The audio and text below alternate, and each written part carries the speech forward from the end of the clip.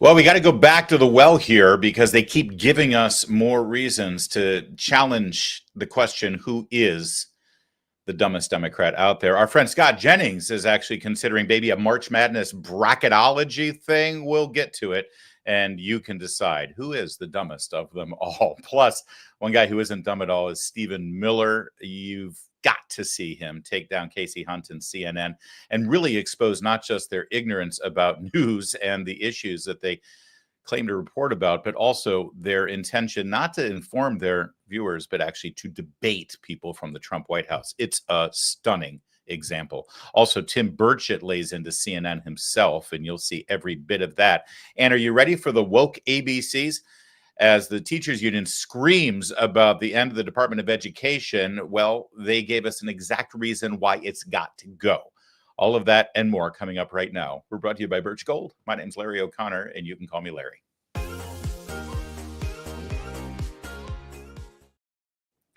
Guys, you don't go out and buy a life jacket when the boat is already sinking, right? That wouldn't even have helped Jack as he was slipping into the Arctic cold there.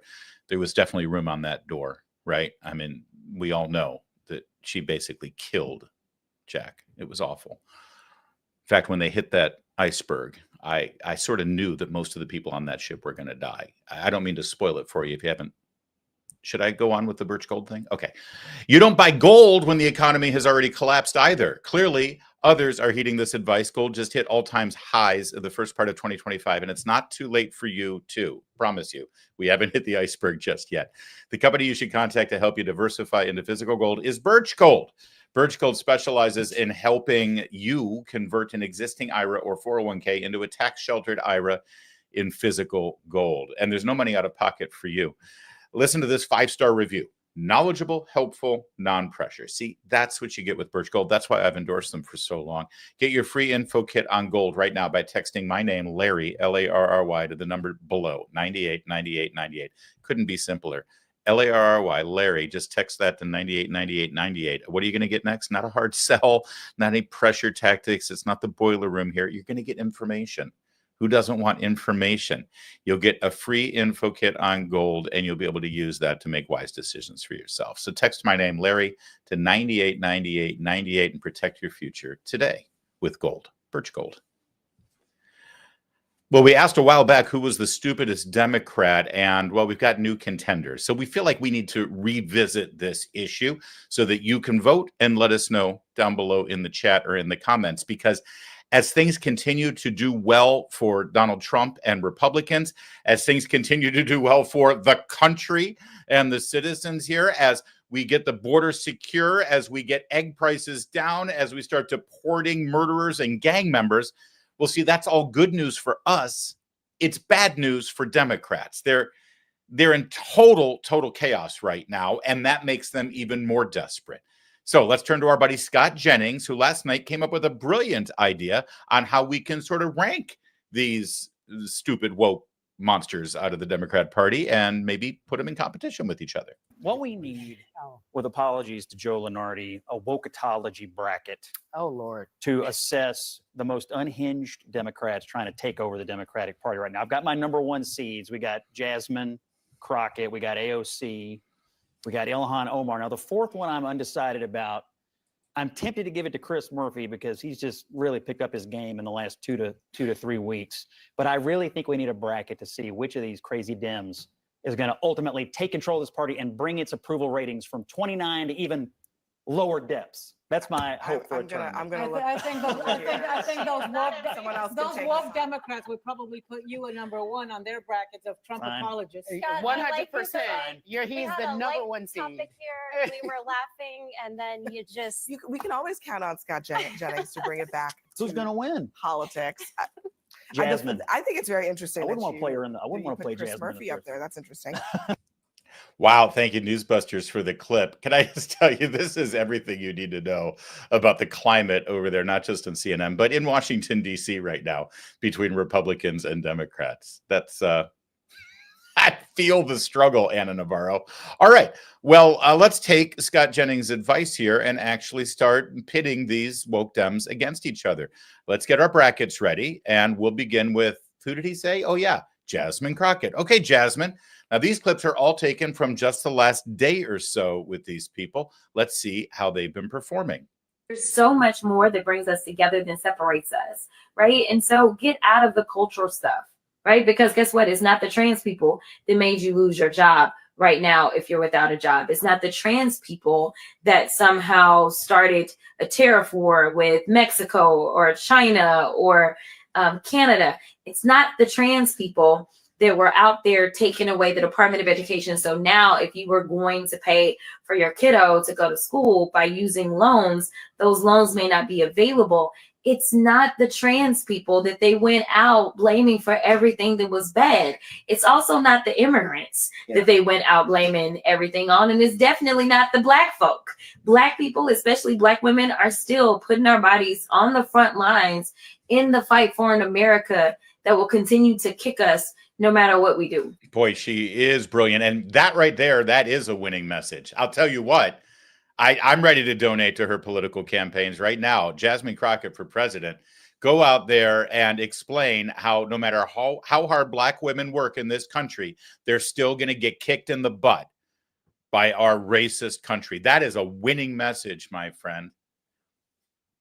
And for her to have the political understanding of what just happened in the last election, to actually boil it down in such a wise and intelligent way to the American people, we're blaming the trans folk for losing jobs.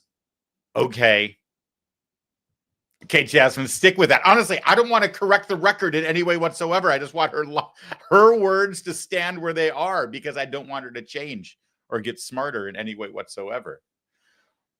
You know, it wasn't the immigrants' fault that woman in Georgia got murdered while she was running on. Well, actually, that one was an illegal immigrant's fault. But ultimately, we don't blame the immigrants or the illegal immigrants or the migrants or whatever else you want to tell them. We actually blame you and your party and your feeble president who was pretending like he knew what he was doing. All right, so we move on from Jasmine to AOC, also in the bracket. Jasmine already, though, has laid a pretty good marker. Let's go to AOC because she always brings it. Every time you see Tom Homan on Fox News, every time you see Kristi Noem, every time you see these law enforcement officials doing flashy television interviews, understand that they are taking resources away from looking at human trafficking. They are taking attention and focus and real dollars and real resources away from actual drug enforcement, trafficking enforcement, actually going after and actually trying to investigate really harmful activity that is happening. And so it's harmful in every aspect. Yeah. So every time the director of Homeland Security or the border czar does a TV hit, that takes, I can't even say it without laughing. That takes resources away from investigating human trafficking. A good thing the former Secretary of Homeland Security and the former border czar never did any media hits. You know, what was it? Kamala Harris, the border czar? Didn't she do quite a bit of media? And she was the vice president of the United States and running for president for that matter. And of course, Alejandro Mayorkas, the former Homeland Security Secretary, pretty sure he was on the media quite a bit, you know, assuring everyone that the border was secure. Let me ask you something. If you're living in another country right now and you're contemplating coming into this country illegally, or if you're in this country right now on a student visa or maybe a tourist visa or something like that, and you're contemplating overstaying your visa and staying in this country illegally, when you see Homan on television, when you see Kristi Noem on television, when you see video footage of ICE agents rounding up criminals, sticking them on a plane and sending them to a prison in El Salvador. Let me just ask you, you tell me, does that make you want to violate our immigration laws and stay in this country? Or does it make you think, ooh, perhaps I should go home, or perhaps I should not even attempt to break the border laws of the United States of America? I don't know. I could be wrong. Again, she's a congresswoman. She's way smarter than me. And we are trying to figure out who the stupidest Democrat is. But I'm pretty sure that might take the cake. Although she has stiff competition from, well, herself. Because AOC has a smorgasbord of options here to figure out if she's stupid or not. It's not just that Trump is corrupt. It's that everyone participating in this is corrupt. Elon is corrupt. Jeff Bezos is corrupt. Mark Zuckerberg is corrupt in participating in this scheme that we all know everyone's just trying to look the other way because who really cares, right? And it's this idea of cynicism. It's this idea that no one cares about fairness anyway. No one cares about the rules anyway. So who cares if we break them? But at the end of the day, once again, who suffers? It's the 8-year-old kids with devastating autism diagnoses. It's the parents, the public librarian who had to quit his job to take care of his 16-year-old son with devastating medical disabilities. And now he might be on the street because they want to cut Medicaid in order to give even more tax cuts to folks like Bezos and Elon Musk. Like, we need to fight for the basic dignified society that is just giving working people a fair shake. So, so-called tax cuts for Mark Zuckerberg, Elon Musk, and Jeff Bezos is taking money away from your 8-year-old autistic child. I would prefer her to sort of connect those dots a little bit further for me. But see, here's the beauty of being a Democrat. You never need to. You're never challenged by anyone in the media to explain exactly what you're saying. Remember how whenever Trump or anyone from the Trump administration says something, and CNN always puts on the chyron or a headline, they said without evidence. Is there evidence here that I'm supposed to say, oh, they're taking money out of the Department of Education? Well, yes, because you just spent $100 million of that money at the Department of Education on DEI training instead of actually helping that 8-year-old with autism who deserves to have some specialized education because of his special needs. By the way, I don't remember her screaming and crying about that same 8-year-old with autism who didn't get the education that he deserved through his IEP during the COVID lockdowns. I don't remember her complaining about that ever because she's stupid. Now, Abby Phillips expressed surprise. Oh, we'll get to Abby Phillips in a minute because there's one more member of the squad we got to talk to. In fact, this may be my favorite clip of the day. As you know, the Trump administration is utilizing the Alien Enemies Act of 1798 that was passed into law by Congress and signed by President John Adams to export enemies of our country, foreign enemies who are not only in this country, but in this country illegally and have been wreaking terror on normal American peaceful citizens through crime, through gangs, through drugs, through murder, through rape, Venezuelan gang members that are now being sent and deported from this country. Ilhan Omar, of all people, has a solution to this to get rid of the Alien Enemies Act. We need to undo this law from 1798. Here, she's the perfect spokesperson for this, by the way. Ilhan Omar, who is a foreign national, now an American citizen, who comes from a corrupt, terror-ridden country, Somalia, and who has spent most of her time in this country celebrating and making apologies for terrorists who have murdered innocent Americans. Some people did something. She's the one who now says, hey, we don't need an Alien Enemies Act here. There are no enemies coming from other countries.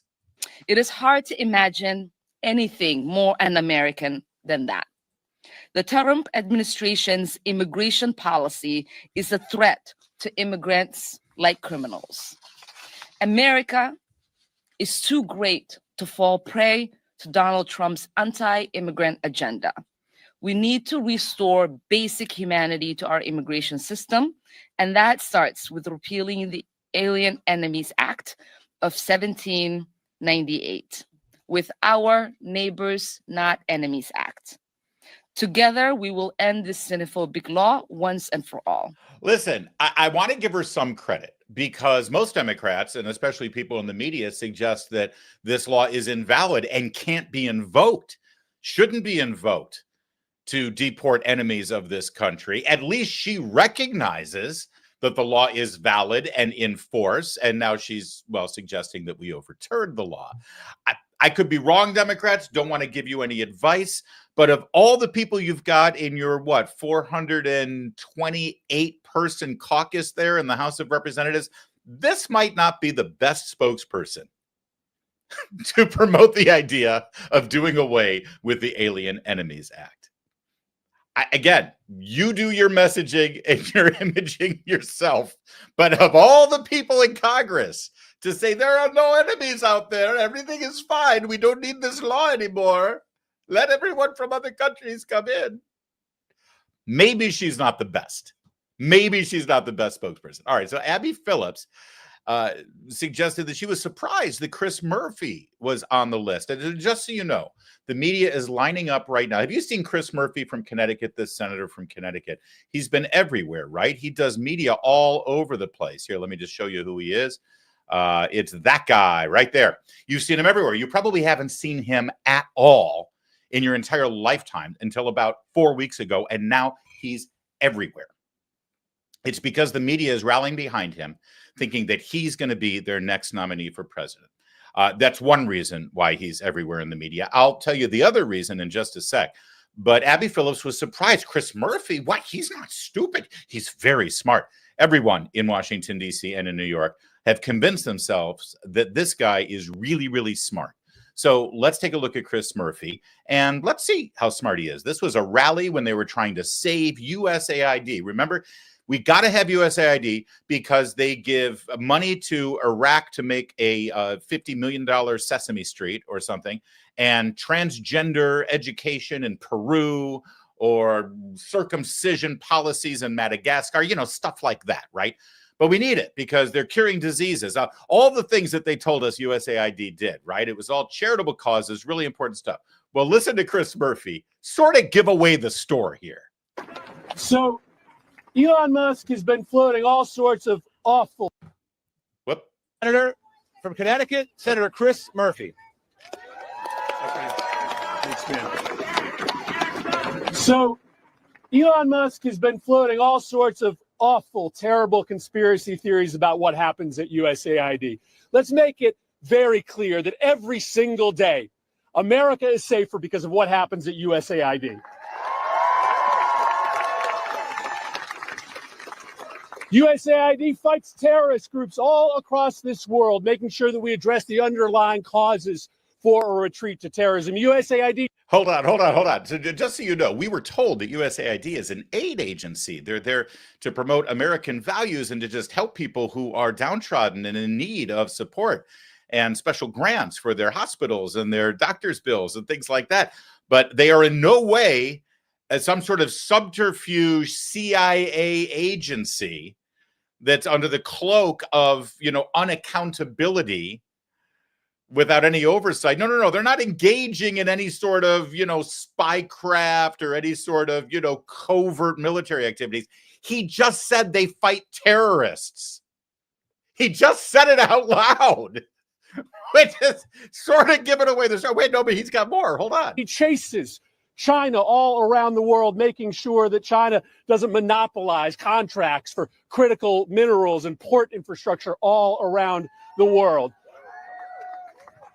It supports freedom fighters everywhere. Hold on. They support freedom fighters. I mean, he's literally explaining how USAID is involved in arming people, in fighting terrorism. What does that think about China? Oh, they don't have their own separate, you know, diplomatic foreign policy or anything. No. They're just an aid agency. He just said they're fighting China for contracts and for. Okay, there's more. He really is a moron. Here's more Chris Murphy, one of the smartest men in Congress.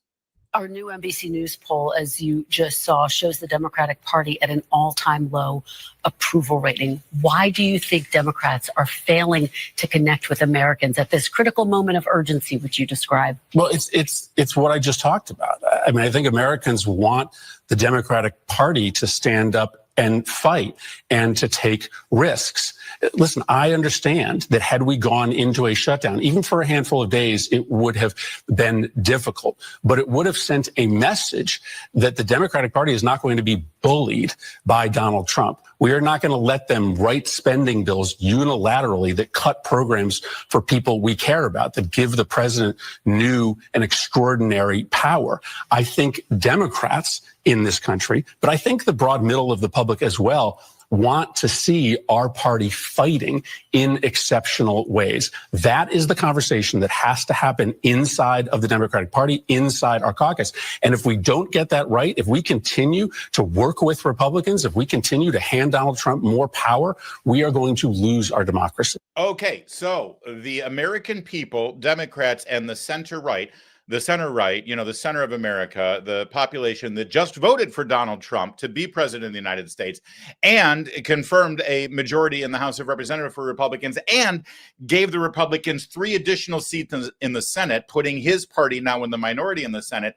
They want Democrats to fight Donald Trump, the guy they just elected, and put into power so that they can move in his agenda, the guy with higher approval ratings than he's ever had in his life. They want Democrats to not work with Republicans, the people that were just put into power. No. They want Democrats to shut the government down and at all costs not do anything that works in cooperation with the Republicans and with Donald Trump, the people who just won the elections. That's a brilliant political strategy that only somebody that the mainstream media has embraced as a brilliant Democrat would ever come up with. And I don't want to give them any advice. So you know what, Chris Murphy, keep going. You're doing great. You may win the bracket of stupidest Democrat. By the way, I told you I was going to reveal why you're seeing him on television so much. He recently left his wife of many years. He's now got a new squeeze that he sees around town. Looks quite a bit younger than the senator. She is, in fact, well, that's his former wife. Poor thing. And then look at a beautiful family that he's broken up by leaving his wife because he's a senator, don't you know? And you got to, upgrade, I guess, or something when you're a senator, especially if you're a Democrat. Couldn't keep it in his pants, so he decided to hook up with this young thing. She is, in fact, that is sadly his ex-wife now. She is a television producer and executive. She's a media person, and she's pushing Chris Murphy out into the media more and more and more and help crafting his new media image. So I guess he's got a new squeeze, and she's got designs on higher office. So that's what's going on. Now, there's one name that Scott Jennings didn't mention in his bracket, but we'd like to throw him in there. He is, of course, Chuck Schumer, currently the minority leader in the United States Senate. He's had a rough week. He's just had to cancel a book tour because, well, he said out of safety concerns. Just so you know, this was a book tour in New York, Philadelphia, Baltimore, and Washington, D.C., cities dominated by Democrats, and the security concerns were from Democrats. He's afraid of Democrats right now because, well, he reversed course on his attempt to filibuster the continuing resolution last week. He caved to Republicans. And by the way, the book that he's promoting is about anti-Semitism. And hell hath no fury like an anti-Semitic Democrat. So he canceled because of security concerns, but he's doing a couple of television appearances. Here's one this morning on CBS. Hakeem and I, we have a day of action on Medicaid. In every state, in every corner of the country, Democrats are talking about they're going to Medicaid centers. They're going to people who would be deprived and Senator, people don't have faith in the Democrats. Well, let me say this. Look, that's a rough scene when Oprah's bestie says, yeah, people don't have any faith in Democrats. And the fact that, I'll show you how good we're going to be. We're going to go do days of action at Medicaid centers. That's what we're going to do. All right, that'll make a difference. That'll definitely leave a dent. He wasn't done on CBS Mornings. In your own party, they're saying, look, it's time for you to go. They no longer trust your leadership. They want somebody else in there. What do you say about that? Here's what I say. In your own party saying Yes. you've got to go. Here's what I'm saying. I'm the best leader for the Senate. We have a lot of leaders. When you don't have a president, there's not one leader of the party. There are lots of them. We have a lot of good people. But I am the best at keep winning Senate seats. I've done it in 2005. Just in 2020, no one thought we'd take back the Senate. Under my leadership, we took it. So we now are executing. You're not going anywhere. We have a great. We're moving forward. Hakeem and I have a plan. Let me just say this. There's a real contrast between the parties. The Republican Party now, particularly in office, is the party of rich oligarchs who want to really screw every average American so they can get tax cuts for the rich. And we are fighting that every day. So today, we just issued a statement at 8 o'clock that describes it. Hakeem and I, we have a day of action on Medicaid.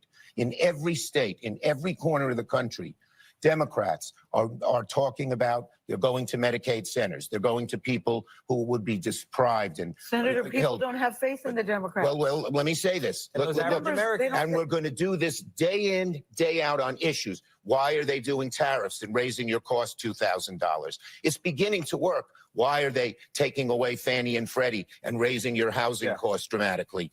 It's beginning to work. His numbers have come down. If we keep at it every day, relentless fighting and showing how they're hurting people so badly, Trump's numbers will get much lower. And his both popularity, but also his effectiveness will decline. That, I believe that strategy will work.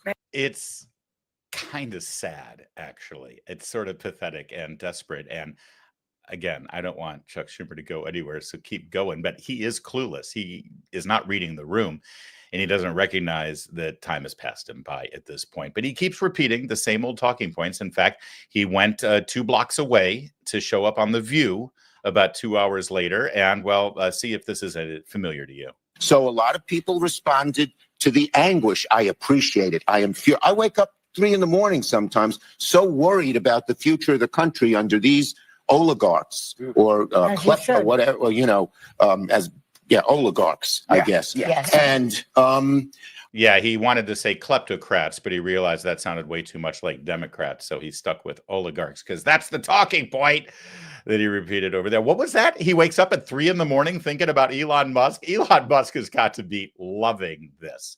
All right, one more Chuck Schumer, and then it's time to vote. I am hopeful that our Republican colleagues will resume working with us. And I talked to them. One of the places I told them to go in the gym, when you're on that bike in your shorts, panting away next to a Republican, a lot of the inhibitions come off.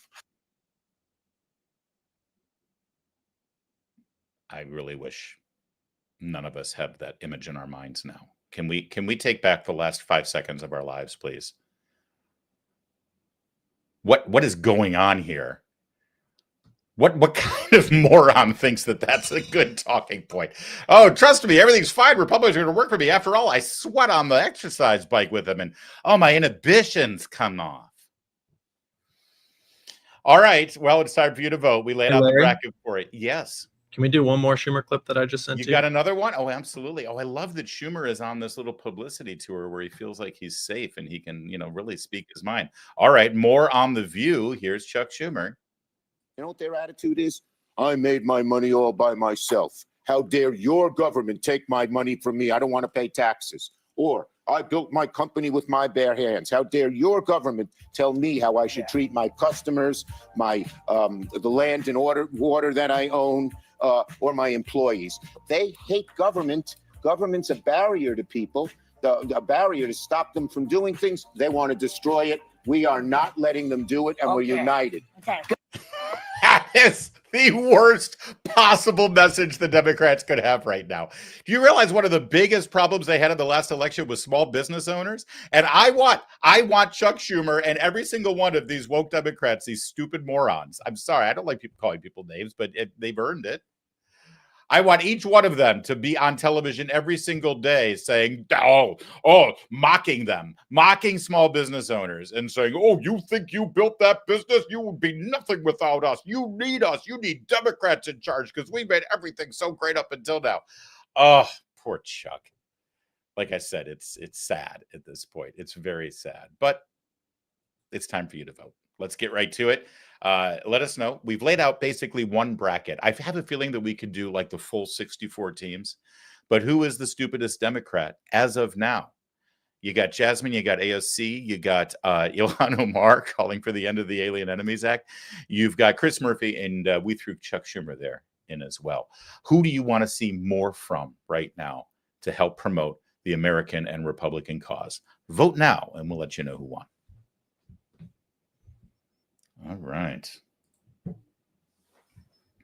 Stephen Miller is the Deputy Chief of Staff for the White House, and he was asked to come on CNN for an interview, although I hesitate to call this an interview. There's 2 things to watch for in this exchange with Casey Hunt. This is a discussion over the deportation of violent, illegal immigrant gang members from Venezuela who were so bad and so lethal and so horrible that their own country won't take them back. And so they've been sent to a prison in El Salvador, who our commander-in-chief, the president of the United States, duly elected through his Article 2 powers, has negotiated a deal with the president of that country to take these criminals. Now, I want you to watch this exchange and understand, number one, how brilliantly Stephen Miller does laying out the law and not getting fazed or frazzled by Casey Hunt's behavior here. And number two, listen, it would be easy to recognize how ignorant of news, events, and politics and American history Casey Hunt is. That's a given. Instead, I want you to watch how quickly this interview from a journalist, a news host, whose primary job, I'm told, under the protection of the freedom of the press on the First Amendment, that her job is to better inform and educate her viewers. Now, you tell me as you watch her behavior here, whether that's her goal in this interview or whether her goal is to engage in a debate, a fight, an argument with a representative of the Trump White House that she attempts and woefully fails at. Take a watch. So you called the judge's order just earlier today, quote, patently unlawful, end quote, and said that it was an assault on democracy itself. Does that mean that the administration is ignoring this order, and might you ignore future court orders that meet the criteria you laid out? The President of the United States and his administration reserve all rights under the Constitution to conduct national security operations in defense of the United States. The Alien Enemies Act, which was passed into law by the founding generation of this country, men like John Adams, was written explicitly to give the president the authority to repel an alien invasion of the United States. That is not something that a district court judge has any authority whatsoever to interfere with, to enjoin, to restrict, or to restrain any way. You can read the law yourself. There's not one clause in that law that makes it subject to judicial review, let alone district court review. So, Stephen, when you say that this person has no authority at all, this is how our system works. It starts with these judges and then continues up. At what point does it become, in your view, legal for the justice system to be looking at this and making a judgment? And I fail to see how there's any other way but to start with where we're starting here before you get to eventually the Supreme Court. Okay, did you see what just happened there? Did you see what just happened? First of all, do you notice how she calls him Stephen? Not Mr. Miller, not Deputy Chief of Staff Miller. Stephen. Stephen, she says. Stephen. But then she goes on, instead of, trying to elucidate information and facts through this interview so that her viewers can be better informed and educated. No, instead she says, well, this is how our system works. I mean, what are you going to, I failed to see. What do you mean you fail? I fail to see? Well, it's not our fault, Casey Hunt, that you fail to see something, but that's not really the concern of a journalist conducting an interview as the host of a show on CNN. But CNN, of course, is a joke. And Casey Hunt is an embarrassment. So she has let Mr. Miller know that she fails to see how this evolves now as a policy and a constitutional process, because she thinks that one district judge representing one federal district out of 200 plus in the United States of America, why that judge cannot order the president of the United States to stop a foreign policy and a national security concern. See, she fails to see that. And so now Stephen Miller will educate her. And finally, not because of the host or the journalist involved here, but Stephen Miller will now educate the CNN viewers, however few are left. Well, so first of all, there's a term in law, justiciable. This is not justiciable. In other words, this is not subject to judicial remedy. When the president is exercising his Article 2 powers to defend the country against an invasion or to repel a foreign terrorist that is unlawfully in the country, he's exercising his core Article 2 powers as commander-in-chief. Is Venezuela invading the U.S.? This is a very important point. This is a Title 50 authority. It's a commander-in-chief authority. So just to ask you a simple question, you talk about how the system works. Does a district court judge have the right to direct or enjoin troop movements overseas? Yes or no? Well, Stephen, my question, Oh, no. If you it's- could in answer other my words, question first, in other please. words, Is well, no, Venezuela no, but is Venezuela invading our country in a way that would apply this TDA. way? So I'll answer yours, and you'll answer mine. Under the terms of the statute, Tren de Aragua is an alien enemy force that has come here as detailed at length in the proclamation at the direction of the Venezuelan government. The statute says that a president has the ability to repel an invasion or predatory incursion that is directed by a a foreign state government. or a government, right? Are they a state or a government? This would be yes. It is documented. That TDA was sent by the Venezuelan government in the proclamation. And here's an even more important point: under the Constitution, who makes that determination? A district court judge elected by no one, or the commander in chief of the Army and Navy? The president and the president alone makes a decision of what triggers that So determination. do you then in the think we statute. are actually at war with Venezuela, the nation state of Venezuela? You're not hearing me, and you're not understanding me. Read the statute, Alien Enemies Act, 1798. It says if a predatory incursion is perpetrated by a foreign government, so it lists three qualifying actions. It could be an act it does of war. say in the it could very be- beginning it could- there has to be a declared war against a nation or a No. state. That's what it says. No, wrong. I do like the sing-songy. Wrong. You gotta love Stephen Miller fact-checking the person interviewing him in real time. Casey Hunt is right. Here it is. This is, in fact, from 1798, the Alien Enemies Act. This has been passed by Congress, passed by Senate, signed into law by the president. This has been challenged through the court system over the course of the last 227 years, and nothing about this law has been found to be unconstitutional. There's nothing wrong with utilizing this law. I promise you. It's really funny how it's like, oh, it's so old. It's from 1798. You know what else is a really old law? The Logan Act. Have you heard of it? Probably not much, because it's literally never been applied ever in the history of our country. It is a law in the books.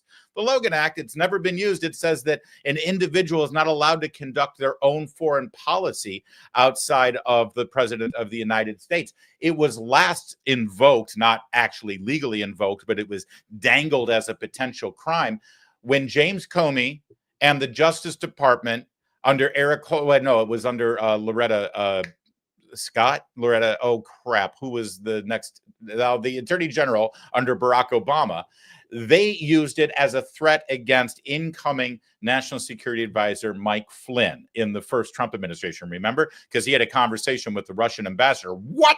That's a Logan Act violation. And everyone in the media was like, yes, that is a Logan Act violation. We must invoke the Logan Act. They've never, ever, ever, ever in the history of our country invoked the Logan Act. But here, the Alien Enemies Act, which has been invoked a few times in our history, you can't use that law. That's outrageous. All right.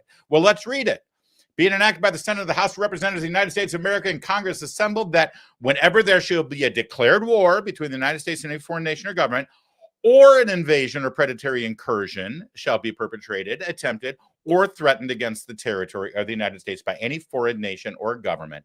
There. That's the predicate, not what Casey Hunt just said, which is, well, you have to declare war. It says so right at the beginning. She literally didn't read past the third line of the law. I read the third line. That's all I need to know. Declared war. Done deal. Slam dunk. Let's go nail Stephen Miller. Except Stephen Miller does not get nailed, not by the likes of Casey Hunt. And that's why he said, wrong. Look up the statute. It's on my account on social media. That's actually where we Everyone found can it. go see it. Yes. It says, or a predatory incursion, or an invasion. The statute delineates three criteria. Hold on. So the production team at CNN actually had the graphic with the facts already prepared for the interview, but Casey Hunt still screwed it up? This gets better and better. God, she's bad. But CNN is fine with this. This is what CNN is proud of, this work product. Jake Tapper, are you proud of this? Are your viewers better informed because Casey Hunt conducts interviews like this? Sure. For triggering the Alien Enemies Act. One is an act of war, which, by the way, an invasion is an act of war, but put that aside. One is an invasion, which this is. One is a predatory incursion, which this is. So it actually meets all three statutory criteria. But with respect to this particular statute, the proclamation is utilizing the incursion and invasion Okay. language in the statute. So, but this is a big very picture, important Stephen. question because no, hold on. It's a very important question. You said the way our system works is the president of the United States commands the armed forces of the country, commands the foreign policy of the country, and that's subject to district court review. That is fundamentally untrue. I never said that, is Stephen. never, I did not that has say never been true. this was not a military a district court judge can no more enjoin the expulsion of foreign terrorists to foreign soil that he can direct the movement of Air Force One, that he can direct the movement of an aircraft carrier, that he can direct Marco Rubio to engage do you in think the diplomacy Supreme in a Court country has any or say not over to. this or not? Like, does the Supreme Court of the United States have any say over the things that you were just outlining right here? I believe what the Supreme Court will say is what I just said, which is that the president's conduct here is not subject to judicial Okay, but you review. are because acknowledging these are that the plenary- they do in fact these are have a the- say the- here, Well, even though you think they may agree with you. what we are expecting is the Supreme Court to say what has always been the case, which is when the president is using his powers as commander-in-chief, those determinations are not subject to judicial review.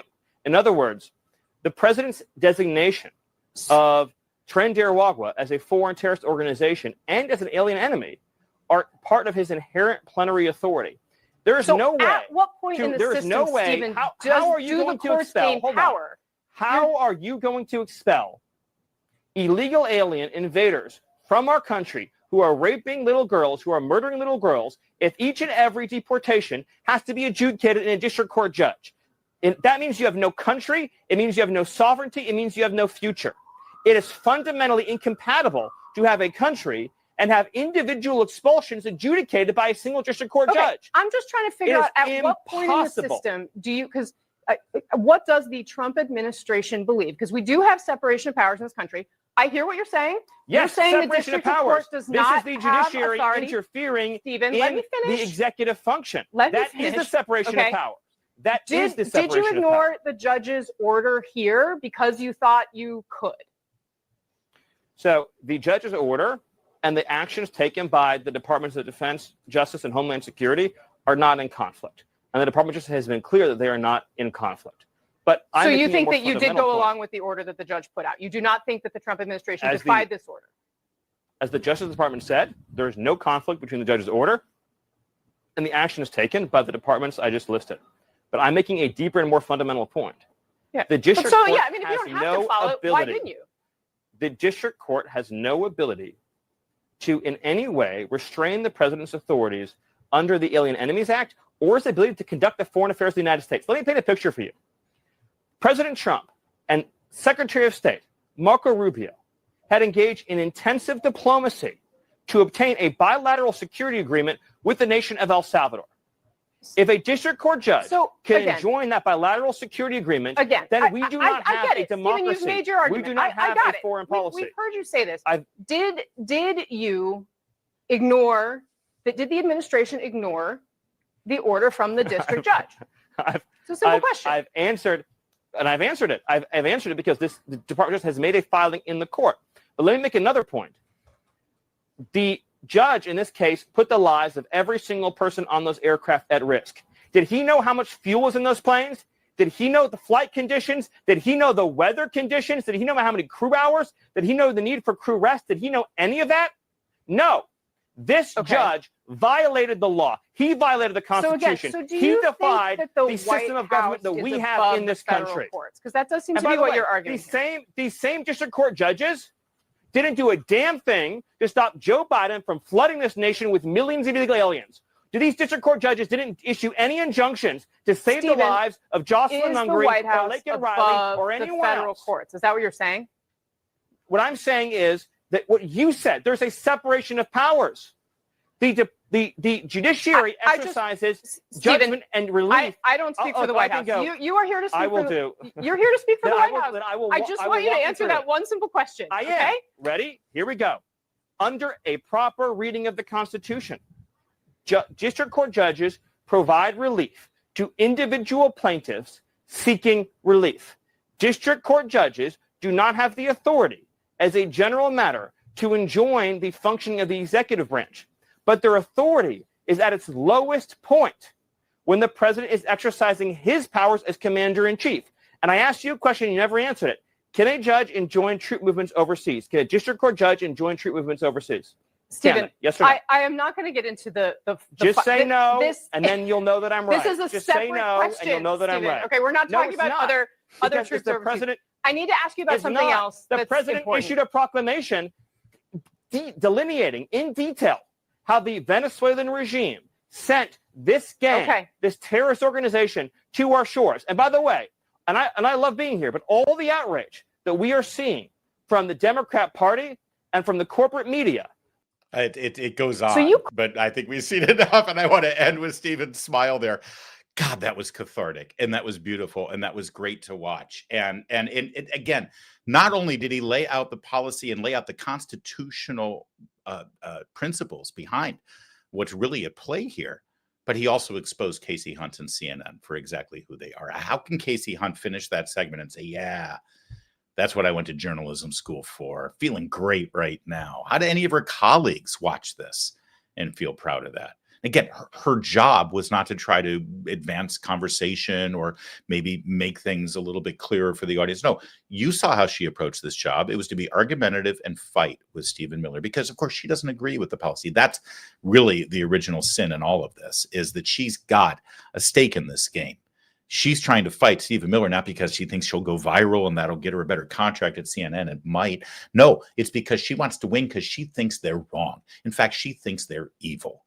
And she wants to win because she's fighting the good fight. And yet she never did answer that question.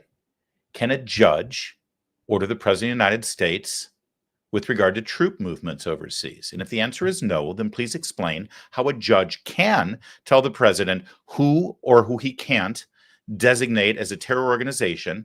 And then if members of that terror organization are found in this country illegally, mind you, why he can't round them up and send them away. And of course, you can't answer that question if you have a head on your shoulders. And she has enough of a brain. She has just enough gray matter to figure out that she was boxed in horribly. That was a beautiful thing to behold. And for those of you who are saying, well, gosh, it was just talking over each other and it was arguing and it was just back and forth. But, you know, the media never does that with Democrats. And Democrats, okay, there's two reasons why. Because when a Democrat is in the White House and they have their spokesperson go on CNN, it's not an argument. It's not a debate. It's not even an interview. It's a full body massage. And well, okay, sure. But what about when they go on conservative media? What if they go on the Fox or on Newsmax or on a streaming show like this? And the answer is, well, they don't. They never do. Because they don't like to be challenged.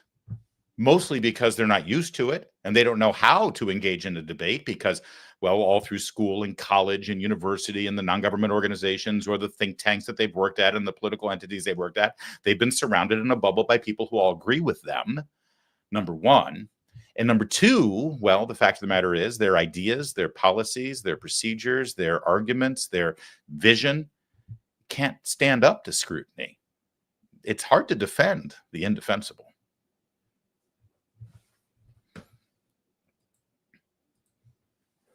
One thing I've really enjoyed about this new Trump administration is not just how President Trump and Vice President Vance and the people in the cabinet and the people who work in the White House are all really good at going on media and fighting for themselves and fighting for their ideas. Because as a Republican who's voted Republican since, well, the first Bush, it's really cathartic and wonderful to finally see a Republican stand up to the media, stand up for themselves and fight for their ideas. Because when they fight for their ideas, they're fighting for me, the person who voted for them. And let's face it, if the president and his cabinet and his spokespeople aren't going to fight for me, then why the hell should I fight for these ideas? Well, they are fighting for themselves. And not only that, but one of the things I've really enjoyed is the trickle-down effect. How their fight and their ability to engage has actually rubbed off on a lot of members of Congress who generally don't engage. One of the surprises is Tim Burchett out of Tennessee, who has done a lot of appearances on CNN because I think he really likes it. And, well, he was there this morning fighting again. So no matter what a judge and he's taking the side, he's taking the side of a bunch of criminals. He hasn't taken any. He hasn't taken any side yet. Congressman, he hasn't taken any side yet. All he's done is put a stay on the White House action here so that he can review their use of their novel use, frankly, of the Alien Enemies Oh, come on. Act. These guys, listen, these guys, the difference between God and these judges is God knows he's not one of these judges. They're arrogant. They practice this type of thing all the time. And if you had a conservative one doing it, you all would be raising total hell. But because it's a left-winger Congressman, and it's CNN, you all take that side. This isn't a question about the media. This isn't a question about the media. No one's taking a side here. Congressman, yes, no you one's are. taking a side here. He is not. I'm asking you about the Constitution. Is asking about the Constitution. Is asking about the Constitution taking a side. All I'm asking you is about the Constitution, what you think of it, and what you would advise this White House and your feeling about judicial rulings. Don't you love how, this has nothing to do with the media. It has nothing to do with conservative or liberal. We're not taking sides. The judge isn't taking sides. It's just about the Constitution and separation of powers. Here's the thing. This whole question of separation of powers, by definition, there's two sides to the argument, right? They're making the argument that the judiciary has a role here in overseeing the executive branch, which when it comes to foreign policy, they really don't. When it comes to national security, they really don't. I'd love for them to show me the precedent where the judiciary is able to come in and tell the executive branch how to conduct foreign policy or national security concerns. They just can't. Number one. But number two, they fail to acknowledge that if it is a separation of powers, two powers here in this case, because the legislative branch isn't really involved in this, then can't the executive branch make the argument that the judiciary is infringing on their constitutional powers? Well, of course.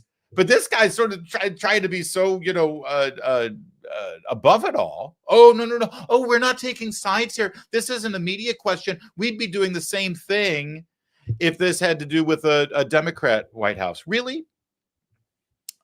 Let me take it back to the Obama administration. The Obama administration conducted foreign policy, national security, if you want to call it that. And nobody suggested that they did not have the right to do it. So let me give you two scenarios here, okay? Trump is rounding up foreign aliens who are in this country illegally. They are proven gang members, murderers, rapists, criminals. They will not be accepted back by their home country that they came from because their home country, basically an enemy of ours, Venezuela, deliberately sent this scum to our nation. And so we've rounded them up and we have deported them, again, in this country illegally, criminals, and they've been sent to El Salvador. Under the Obama administration, President Barack Obama ordered lethal drone strikes against American citizens who were in the company of and consorting with foreign terrorists, ISIS. He killed them. American citizens who were in a foreign land in the company of, nobody had charged them with actually being terrorists or engaging in terror activities. They were just there with the terrorists. Now, I don't think they should have been there. In fact, I would argue that it is a crime to consort and give any kind of company or comfort to a terrorist. But it doesn't matter. I don't have a say in this, neither do you, and certainly neither do the courts, because Barack Obama was conducting foreign policy, and he ordered, for the sake of national security, a lethal drone strike against an American citizen without any due process. And I don't remember Mr. Berman over at CNN wringing his hands or raising the constitutional question there. Do you? No, you don't. So please spare me the whole idea that, oh, no, we're not taking sides and we would treat this exactly the same if it wasn't Donald Trump in the White House. I'm sorry, but bullshit. And we all know it. And Burchett knows it, and that's why he keeps fighting back. And that seems to be upsetting you. I'm just trying to get your position on this and what you would advise the White House going forward. It's not upsetting. I guess what's upsets me is that you all at CNN continuously take the side of the far left, and that's why your ratings continue to plummet. And I do not ever understand why y'all do that every time. I know you got to take the opposite side on everything, but you all are wrong on this one. We Listen, this is a appreciate your gang that concern took here. over an There's apartment not been a complex in side Colorado. taken. They There's murdered not been a people. side They taken. are We're criminals. trying to They understand. Now, are you can criminals. argue. They are not You American can argue. God, this is great television. And I love that Berman thinks that rather than have Congressman Burchett call out his network and his bias as atrocious explanation or excuse for journalism, rather than let the audience hear Burchett do that, it's better television to just keep talking over him and just drowning him out with his nasal tones there from the studio. But I assure you it would be more watchable if you let the congressman have his say and then you attempt to retort if you could. But I don't think he can match him wit for wit. But we'll let this go on a little bit further. But if they keep talking over each other, I'm sorry. It's not good for our show either. You can, Congressman, what is can you wrong with you all? Can you, Congressman? You are so out of touch with what's 85% of this country Congressman? does not support what you are spewing out right now. We And haven't this judge spewed. is The complete only one overreach. spewing He's is the an guy who's activist. talking uninterrupted How long right does now. it take him to review this stuff? How long does it take him to review this stuff? These judges, he'll sit on his ass for months so these criminals can stay in this country. This is all this is. This is overreach. And I'll guarantee you, if his kids had been murdered or raped, as has happened in this country to several American citizens by these thugs, that he would be taking a different position. But he's protected. You all protect him. You all have got to come off this. Seriously, I don't know how you all sleep at night when you protect criminals, murderers, Congressman, and can I ask you to stop for 1 second here? I think if you go through and analyze the question. He's laughing about this because he knows that he's on the wrong side of this issue too. Again, they do have a little bit of gray matter there still, but they continue to do this. They think that this is their brand. They think that this is good television. They think that it's going to get their audience back, but it's really not. The best thing in that whole thing is Tim Burchett telling it like it is. One wonders if Burchett and Miller and Jennings, if they should continue to prop CNN up. I can't believe that the owners of CNN, and who are they now? I think Discover owns CNN, that they're happy with this. They're probably in the midst of contemplating radical change over there. And frankly, the only reason why any of us watch it is because we get viral clips that we can share right here. But that is 100% right. And Burchett had some great lines there. He's rivaling Kennedy. You know, Kennedy in the Senate, no one can touch him. But Burchett's getting pretty good in the House. Only difference between these judges and God is that God doesn't think he's judges. I see how he got there.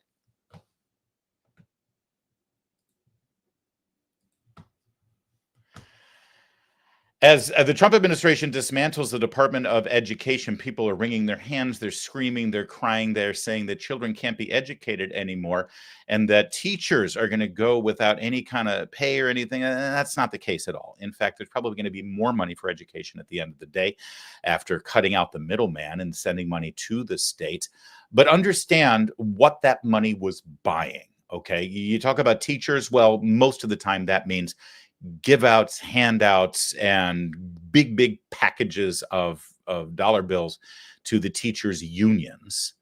And it means pushing a woke ideology on our kids behind our back without our knowledge. And a perfect example is right here in the Washington, D.C. area, Fairfax County. They used to boast that they had the finest public school system in the nation. Not anymore, because they've gone completely woke. The chairman of the school board for Fairfax County is a childless gay man who, when sworn into office, didn't use a Bible or any holy book.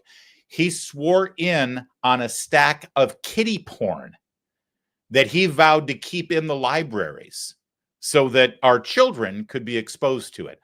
Gay porn, I should be specific. Have you noticed when they ensure that there is porn in the public school libraries, it's always gay porn. Always. Not that I want any porn there, but, mix it up. Little diversity, perhaps. So here's the latest out of Fairfax County Public Schools. The story was featured last night on Laura Ingram's show. Now to Fairfax County, Virginia, another liberal enclave. It's hard to get them confused sometimes, where one high school allegedly has a new twist on the alphabet.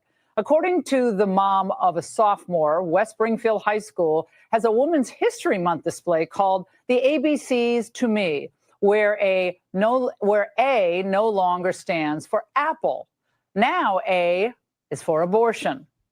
H is for hope with a photo of Kamala Harris. Q is for not quick or quiet, it's for queer. And of course, no woke alphabet is complete without a T for trans woman. Joining me now is a mother exposing it all, Stephanie Lundquist Aurora. She's also a chapter leader at the Independent Women's Network. Stephanie, your son took the photos. These are, let me just say, from the daughter in Deerfield to your son, kids aren't taking this anymore. You just have to be so proud of these kids. I mean, really, they're leading the battlefront on this, I think. You know, Laura, I just found out a mom called me and she told me that her son had actually ripped down the A's for abortion sign. He was upset and he was brought into the principal's office and they counseled him and they said, well, you had such a visceral reaction to this. And I think that's just absurd. I mean, how could you not have an emotive reaction to this? Even adults do. And so I'm really proud of the students who are stepping up and saying, this isn't right. This isn't the kind of school we want to be in. This is indoctrination. It's not education. And there's a lot of them. Fairfax County is one of the most left-wing counties in the country, bedroom community of Washington, D.C., a lot of government bureaucrats. Sadly, they're going to be out of work soon. But Stephanie, we tried to get answers from the school. All they told us was this is a student-led history project that's part of an elective women's history class. So not teacher driven. Was that a student who came up with that? Oh, I can't imagine that a student came up with all of them. It was so ideologically one-sided that how could the students have come up with all of it? Like L is for leadership was another one of the letters. And the only leaders on there were Democratic females. They could have had there were so many different options. Pam Bondi, Tulsi Gabbard, they could have put that on their L for leadership, but they chose not to. And I think that that's probably coming from the teacher and it's supported by the administration. The display is still standing there. And the school policy, as you mentioned, also supports it. I have an idea. Why don't you do your own alphabet and you can say L is for Laura, M is for MAGA. You can do the whole thing. D is for Doge. So do your alternative and say, we want to put that up right next to those ABCs. Stephanie, keep us informed. Great to see you. Thank you so much. All right. Good work for your son. I don't know if that's the solution there, Laura Ingram. Maybe the solution is to get all of the ideology out of our school system and maybe focus on learning and teaching and educating. This is a high school, by the way, and they're just learning their ABCs. Things are going great in Fairfax County, Virginia. Listen, the full story is over at Daily Signal, and it's great. It's a really good story, and I implore you to check it out and read the whole thing. They do great work over at Daily Signal. Love these guys, and they've got all of these pictures of all of the letters. This is the school system in Fairfax County, Virginia. This is their policy that they push this kind of stuff, and they're the first persons who are going to be screaming how they need your tax dollars, not just the tax dollars from the people who live in Fairfax County, which would be one thing. No. They want your tax dollars. You living in Oklahoma or Wyoming or in Texas. No, your federal tax dollars need to go and pay for this. And you heard Laura mention Deer Park. That was in Illinois. Have you seen this story? Where in this school system in Illinois, young girls were forced to get undressed in a locker room, exposed to a naked boy identifying as a girl. And the teachers stood guard at the door to keep the girls from going somewhere else. I'm here to demand that the locker rooms and bathrooms at District 109 be designated as biological male and biological female, as there already is a gender-neutral option. The girls want their locker rooms and bathrooms back. They want their privacy back. This is why I'm here tonight. My 13-year-old daughter's well-being and mental health and privacy is at stake. This nightmare began on February 5th when my daughter was using the girls' bathroom and was stunned that a biological male student was using it as well. She came home frightened and was extremely upset. I asked her to talk with her teachers and find out more information. She was told by the administration that a student can use the bathroom as well as a female locker room because they now identify as female. I was sent an email to the teachers involved and received a call from Principal Wegley. He verbally reiterated that under Joanna Ford's direction and their legal counsel that the student could use both the locker room and bathroom. I expressed that the school was in clear violation of federal policy. The Trump administration issued an executive order restricting biological males from participating in sports and accessing female locker rooms. That day, I filed a civil rights complaint on behalf of my daughter with the Department of Justice. It has now been referred to the Department of Education. A federal complaint has been filed with the district to protect the students. The situation went from bad to worse. A few days later, the male student was present in the girls' locker room. Feeling violated, the girls made the choice to not change into their PE clothes with a biological male student present. The next day, Assistant Principal Kathy Van Treese pulled the girls into their office, questioning them. The same day, Assistant Superintendent Joanna Ford, Kathy Van Treese, and multiple teachers all came into the girls' locker room, making them change into uniform. This went on all week with the addition of Ginger Laugerman. My daughter refused to take part in having her privacy being violated. How dare they? She ran out and called for me for help. Principal Wegley answered, we're offering my daughter a new, her answers was offering my daughter a new PE class. The answer was no. She is not changing for the remainder of the year, and she is not changing into another class. The girls just want their privacy and they want their locker room back. There are gender neutral options. This is my daughter's story and the story of many other young girls who have been forced at the difficult age to do something they know and most adults know is wrong. Do the right thing, Deerfield, and give these girls their locker room and bathrooms back. Allowing biological males to access girls' locker rooms sets a dangerous precedent that erodes the very foundation of female privacy and safety. By making this decision, the school board is not only disregarding the concerns of young female students and making their families, but also establishing a legal and policy framework that will make it increasingly difficult to protect the integrity of female-only spaces in the future. God bless that mom. That's what we need, is more mom warriors, more fighters. White suburban moms, I'm told, are the big key vote that we need to get. And boy, a whole bunch of them are woke because they got that sign in their front yard, hate has no home here and all that jazz. Well, there's some white suburban moms like this one too, who are on the right side of this. I also want to point out the three wokesters in the back there. You got one wearing the t-shirt, Protect Trans Kids, because that's the kid in this scenario that needs protection. You've got the little rainbow situation with Rockton Pride. And then you got, I don't know what her shirt says, but she's got abnormally dyed red hair. Have you noticed that all three of them are wearing the face masks? Did I miss something?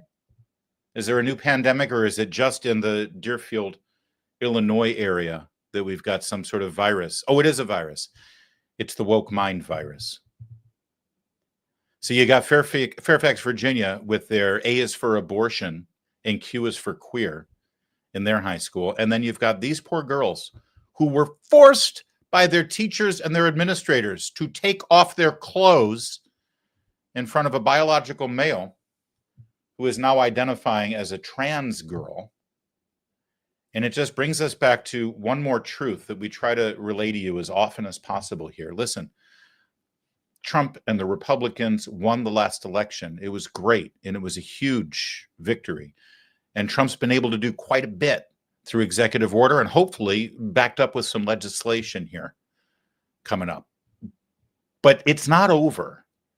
And we spend so much time focusing on who wins the White House and who's going to be sitting in the Oval Office that we forget one fundamental truth, that this fight does not go away.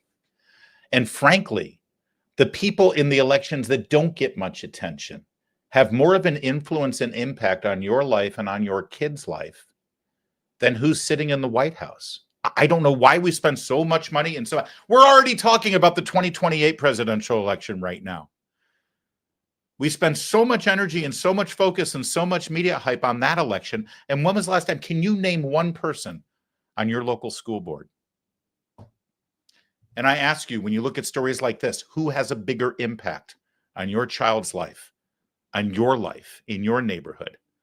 The person who lives at 1600 Pennsylvania, or the person who lives in your neighborhood and goes and makes decisions at the school board on behalf of your schools, on behalf of your children and their privacy and their decency and their wholesomeness?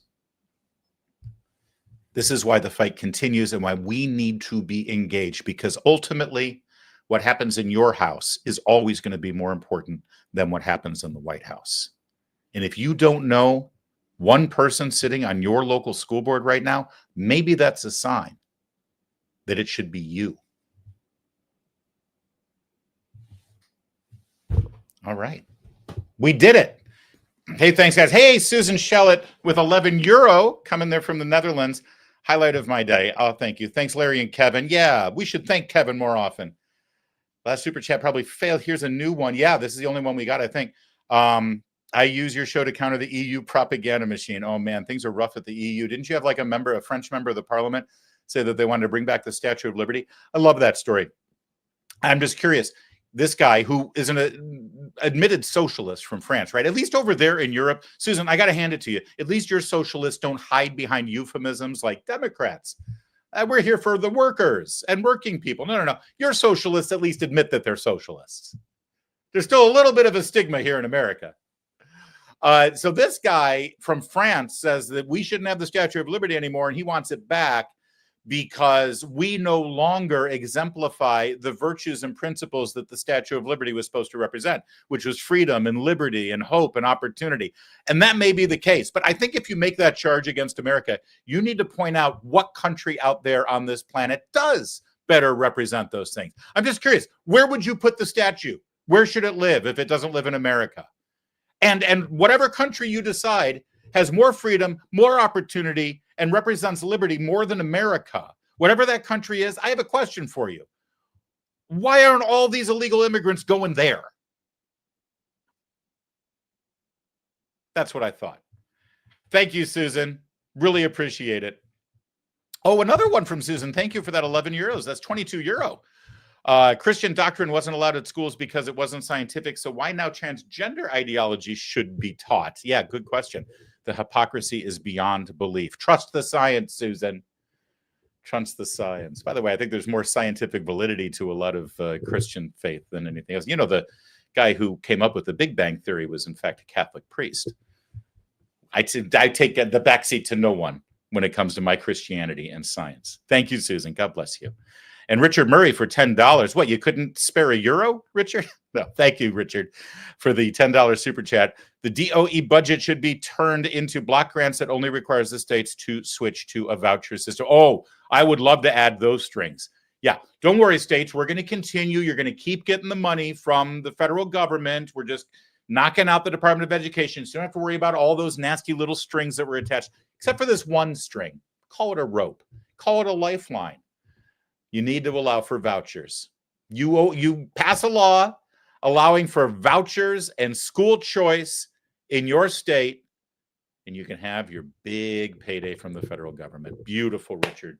I'm going to pass that on. I'm going to pass that on to people that I know in the Trump administration. That would be great. Hey, thank you. I was under the weather yesterday as I completed my travel odyssey back from Portland, Oregon. Made it back to the DC area and just got knocked out, just wiped out. So I apologize for yesterday's no show, but we are back. As you can see, we're back right where we belong. Wow, even Sean said, did I really leave Sean Spicer's book up there? Weird. We like him. I suppose. Sometimes he can be a pain. I like Sean. I'm kidding. We're actually very good friends, but we have this sort of pretend rivalry going on. You're friends with him, Kevin, because he takes your side whenever we have a fight about something. Anyway, I think that's it for today. Although I should throw this out, I didn't tell you I was going to do this, Kevin, but I'm going to throw it out there. We've been knocking around the idea of doing some long form interviews to add to our lineup of content here on the channel. And I'm curious if that's something that you would like, if you'd like me to do a long form video here, either through video or the two of us sitting in a room, me and another person. And what would you like to call that show? Or what would you like to call that? See, I've been thinking of Larry and ... Right? Because this show is called Larry. And then if I do like a 1 hour interview with somebody like Sean Spicer, it could be Larry and ... But I'm open to your suggestions too. This is a democratic process. We sometimes ignore your vote, but I'd like to hear from you. If you'd like to do that, let us know. Do you like that idea, Kevin? I've been a big fan of that from the very beginning. I know you have. And for one reason or another, I've been precluded from doing that. But we'd love to add that to the lineup. If we can, we're working on it. Big negotiations involved, so I don't want to get your hopes up. But let's see if there's interest in it. Larry Speakeasy. Oh, thank you, Susan. I like that. Does that mean we get to drink? We'll do it like Bill Maher's, where they just get drunk and stoned while they do the interview. We'll see. We'll see. All right, guys. Thank you so much. Appreciate it. We will see you next time. My name's Larry O'Connor, and you can call me Larry.